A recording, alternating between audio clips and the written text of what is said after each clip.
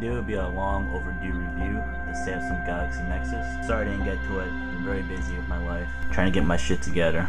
Pretty much, let's get to this review. I know there's probably a crap load of reviews out there for the Samsung Galaxy Nexus, but mine reviews are usually very detailed, telling you everything it possibly can. So please do not fast forward this video. If you do, then you'll miss out on pretty much everything you need to know about this phone. This will probably be in several parts. I'll try to make it as fast as possible. So let's get started. So here's my Samsung Galaxy Nexus.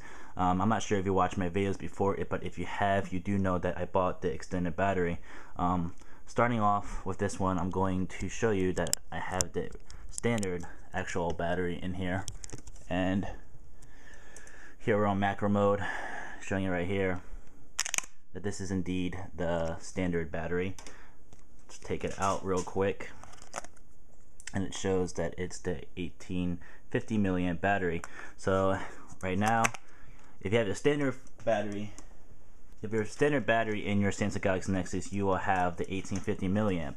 Now I know this is a review of the phone, but not additional products, but if you do decide to pick up the extended version of the battery, it's the 21 milliamp. So not much of a difference. They are a little bit thin or thicker. It's a little bit thicker than your standard battery, not by much. It does give you about an hour to an hour and a half, or sometimes maximum about 2 hours of battery life for the extended one. Retails for $49.99, but it's on sale, I believe, for $24.99. And I picked up two the first day when I got it, or about a week later, and then they're on sale again, so I picked up another two. So I'll have 4 extended batteries, and in total I'll have 7 batteries. So let's get to the rest of the review of this phone. Put the back covering on it. The back piece panel is very flimsy. It's pretty easy to break. You can buy an additional one at a Verizon store for $5. It's kind of a lot asking for a piece of plastic that, you know, shouldn't have to break in the first place. Okay, so the dimensions of the phone is 135.5 millimeters, 67.94 millimeters, and 9.47 millimeters. If you want to know how much it weighs, it's 5.1 ounces or 144.55 grams of this phone. It is a Super AMOLED screen. The resolution is 1280 by 720p. Have a PPI of 315.80.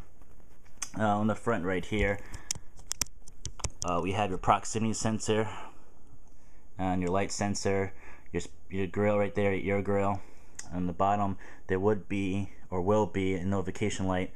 It's not on right now, the phone. To the back we have a 5 megapixel zero shutter lag camera. It's capable of shooting 1080p at 30 frames per second. We also have one LED flash. And go to the back of the phone, the SIM card tray is actually right here. On the GSM version it was right over here. I'm not sure if that's relevant or not, but I'm doing the 3G version of this, or the LTE version, whatever you want to call it. The battery again is 1850 milliamps. You can see that right there. There's no micro SD slot. It has 32 gigabytes of internal memory. Let's go over the rest of the actual, I guess, features of the phone, or what it supports. This phone supports NFC, meaning near field locations, which means you can pay for things and show things wirelessly. We also have port of MHL, which is mobile high definition link, which essentially you get an adapter, you put it into the bottom, and then you put in the power cord in the adapter, and you can mirror exactly what you see on the screen. That is not included with the phone. You can probably get them for about $10. It's well worth the money if you want to mirror everything or showing a movie to your friends. It also has OTA sync, so it's over the air downloads directly from Google. So you don't have to like go on the website and try to find it, put in an SD card. So very good for updating. So people have been talking about the display on this thing. It does have a contour display, meaning that it's not flat, it actually curves a little bit. It's not much of a curve, you can't really notice it that well, but it does make a little bit of a difference. It does not have corner glass, meaning it's not glitter glass. It does have fortified glass though, and it's scratch resistant. So moving on from the display, let's go over the dimensions of the phone. So we have dimensions is 135.5 millimeters to 67.94 millimeters and 9.47 millimeters. So it's a pretty thin phone, pretty big. That's my hand, pretty huge phone. And it weighs 5.1 ounces, or for you guys want to know the grams of the phone, it weighs exactly 144.58 grams. The front-facing camera, which I forgot to go over, is a 720p camera. It doesn't really indicate how much frames per second is, but I assume it's 30. And the back, like once again, is 1080p at 30 frames per second. Sorry if I jump around a lot, I'm just trying to get everything through this one review. Now, for the video formats of what this takes, let me power this on for you guys. The video format that it takes on this phone is pretty limited, but it also gives you some good formats that other phones do not. So what we support on this phone is H.263 and H.264, MPEG-4, and VC-1. As for the audio, it supports a whole bunch of formats. So it has WAV support, MP3 support, AAC support, AAC Plus support, eAAC Plus support, MIDI, AMR-NB, and AMR-WB. So a crap load of audio support. The great thing, it has MIDI and it has AAC support. Bluetooth. It is capable of having 3.0 support. So if you guys know the difference between 3.0 and 2.0, 3.0 is pretty much battery efficient. It won't drain your battery as much. There are not many 3.0 Bluetooth headsets out there, but once you do have that, you will notice like a 10 to like 20% increase of battery life. Web support in the browser. It does support Microsoft Outlook Exchange, Contacts, and Calendar. It also supports HTML and HTML5, and also Flash, but I believe it's not out of the box. But if you get it nowadays, it should be out of the box. We're running Android 4.0, 4.1, and 4.2, and correction that there will be a 4.3 coming out soon. So let me get this in macro mode, try to show you what the operating system looks like. So while it's booting up, these are actual third-party widgets that I installed. I'll let you know what they are down in the description. We also have folders. This is one of the new things that Ice Cream Sandwich has, is folders. So pretty nice. Multitasking on this is pretty cool. There is some type of slight confusion about the multitasking, whether or not if you want to click this, when you swipe it, it closes it or not. Default settings, it does not do that. The way to actually make it close while you flick it across is you go to settings right here. You go to developer options, then you scroll down to force GPU rendering. Once you do so, when you flick out the application over here, it will close it out. So hope I clarified that for you guys right there. Now let's go over the rest of the phone. Sorry I'm jumping around a lot. I should have planned this better. It is mobile hotspot capable. I'm not sure why Verizon didn't push it out so much, but it does support up to 10 devices over 3G and 4G. It also has over 300,000 apps and widgets support, and it also has over-the-air support for downloading, which I mentioned again. So you have an update on your phone, it'll just automatically push it out. It has speech to text. It also has a software called Movie Studio, and it has Face Unlock. I'm not really going to show you Face Unlock because it really is pretty much a gimmick. It does work, it's just that it's not really worth going over. You just take a picture of your face, you put it directly facing your face, and it unlocks it. So pretty simple. It has an accelerometer, has a compass, proximity sensor, and hearing aid capable, and that mode is the M4. Talk time is pretty much about 8 hours. Normal use is about 12, and standby time is 150. Now if you are a heavy user, I get about maybe 6-8 hours, which is pretty good because the Thunderbolt, which was a failure, lasts about 3-4 hours, so it pretty much doubles that. It is a 32 gigabyte capacity, which I mentioned there is no micro SD slot, but you do get 32 gigabytes. But actually, the use which you can use out of the box is actually 28.13 gigabytes of use. It has 1 gigabyte of RAM, and the processor is pretty much underclocked at 1.2 gigahertz, and it is an IT OMAT 4460 ARM Cortex A9 processor. So it's not one of the updated processors, which is the one made by the same company, and it's called Exynos processor, which they do come at 2.0 gigahertz, but it's a pretty fair processor. It doesn't lag too much. Every now and then you will get a lag, but it's pretty speedy. I believe I went over all the specs that possibly can go over for this phone. I know it's not really that really planned out, and it's blurry, this video. Really sorry about that. But as for all the hardware and software stuff, I pretty much listed it all for you. Now I'm going to show you or tell you about the cons about this phone. So let me just quickly go over my notes for a second to remind myself. So first things first, usually people ask about battery life. How good or how bad is the battery life? Now for my use when I'm at work, which is like every single day, I get about 8 to 9 hours of use. It lasts very long, and I'm on 4G, and I also have MNC. enabled because I do use Google Wallet, which does not come out of the box, which that is one con. So the second con is it has bad battery life, or pretty much horrible battery life if you're a heavy user. If you're a standard user or average use, you get about 8 hours, which I do average use on a work basis. But when I'm out of work and I'm constantly on my phone, I'll get about 6 hours, maybe 5 hours. So it's pretty good battery life, I guess, but other smartphones can get better. For you know how when you go to your phone and you try to dial your contacts. Let's see if I can show you.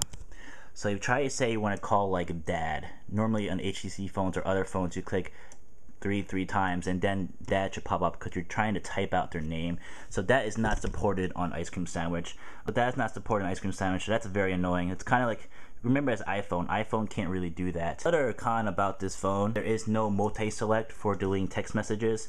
So say for instance I want to go into this text message and I want to delete like multiple ones.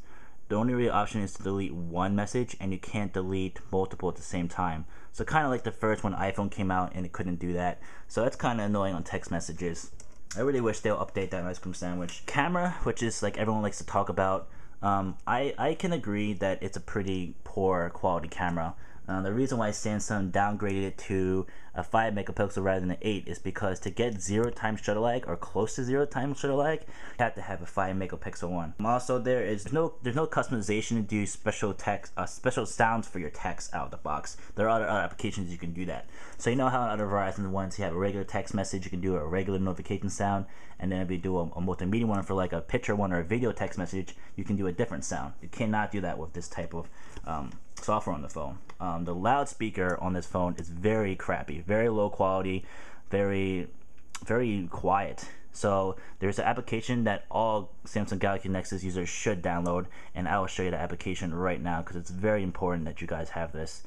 It's called Volume Plus. There is a free version, but there also is the full paid version, which you can get for free, and I'll put that link in the description down below. But you pretty much all Samsung Galaxy Nexus users have to have this to make it louder so you can hear things. No Gorilla Glass on the front screen, but it is fortified, so if you scratch your keys on it, it should be fine. I have a ZAG Invisible Shield screen protector on it, and it does a job. I don't really need to worry about scratches or anything.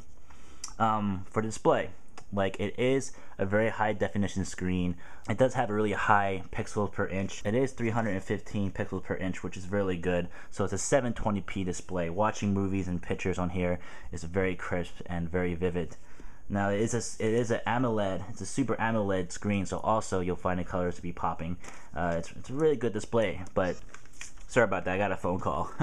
The downfall about having a pentile display is that when you view whites in your phone, it's very like grainy and it's not like true white, which is very annoying for this screen. Other than that, the screen is very good quality. Also, the Google search widget right here always will stay there. You can disable it, which I'll show you how to do that. You go to settings, you go all the way down to applications, then we go down to all, and then you go down to Google search, and you want to select disable, and you say yes.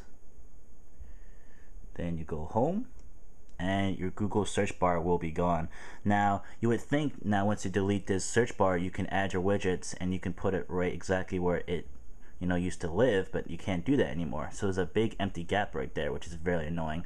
And I think that's a con because you're missing out on screen space. You could add more widgets on there, but Google just doesn't let you do that. So that's a downfall on this. There's also no Facebook contact sync. So if you go to your people and you want to add some more people, go to contacts, to display, I believe, and you try to add, I believe, Facebook if it's on here. I don't think there is a Facebook option. There should be. Forgot exactly where it is, but you can get pictures, and add your Facebook contacts to put onto your phone, and it won't let you. So it's not support. I mean, there's an option for it, but it's not really working. So no support for Facebook contacts importing. Also, again, I keep mentioning this, but it's like the third time I mentioned this. There is no micro SD slot, so no expanding for memory, and there's no Google Wallet. So you can get Google Wallet on this phone without rooting your phone. I made a video on that showing how you do that, so check out my videos if you want to learn how to put Google Wallet on your phone. Data usage. So there's a cool, neat application for people that aren't grandfathered in for unlimited data. So it's very useful for those people that that may use a lot of data and don't want to pay overcharges. But if you're like me, you have a unlimited data plan and you don't really care how much gigabytes you use, it gets annoying because you have to set your limit extremely high for you to stop having a warning, and there's no option for you to take it off. So that's very annoying. I use about 12 to 13 gigabytes of data every single month, and I do literally everything on my phone, and that's why I have so much accumulation of data.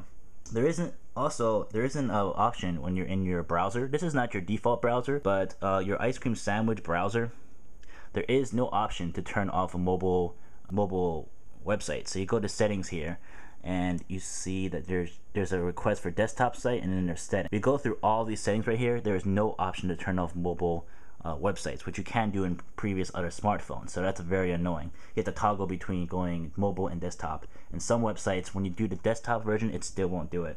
So that's very annoying. NFC, when I was talking about before, it's a really nice technology. Pretty much you can get the same phone and you put it together and it'll show you the same app or the same music or it's pretty cool. It's pretty cool technology, but it drains your battery life, and out of the box it's enabled, and a lot of people just don't know how to disable that. So you go down to settings, you go to more, and you go to NFC and you uncheck it. So that takes up a lot of battery life. You want to turn that off if you want to save some battery life. Toggling between 4G and 3G is not also that easy. You have to go down to settings, same way, you go to more settings, then you go down to mobile networks and you switch network mode and you go to LTE CDMA or CDMA. So that's really there's no really cool widget for you to switch on and off on the fly, which is very annoying. And last but not least for the con is a notification light. So when you get a text, it's a multicolor one, it's a rainbow, but you can get an application to change it for specific notifications. And this application is not free, and it's called Lightflow. And if you guys know how to get apps for free illegally, you would know how to get this. But out of the box, there is no options to customize your colors of whatever notifications you get. So for instance, when I have a missed call, it's red. When I have a voicemail, it's pink. Google Voice is like orange. Emails are all red. SMS is green. Multimedia ones are pink. Gmail's red. Like all my Gmails are red. Low battery is like this orangey color, and Bluetooth is blue. No signal is red. So you can customize all this, and it's just very nice, but it's not out of the box. So I wish Verizon and Google would do an update to do it out of the box, because all your average users probably would not know how to do that. So I'm sorry if this video wasn't really that more personal and showing you stuff exactly how do I change settings and everything. I was really just trying to cover over everything, and I really did not plan this video. But I hope that I answered all of your questions. But I hope you guys like this review video. If I missed anything, please let me know in the comments below or with a PM. And if I missed something, I'll make another video for it. Until then guys, please comment, rate, and subscribe. And peace.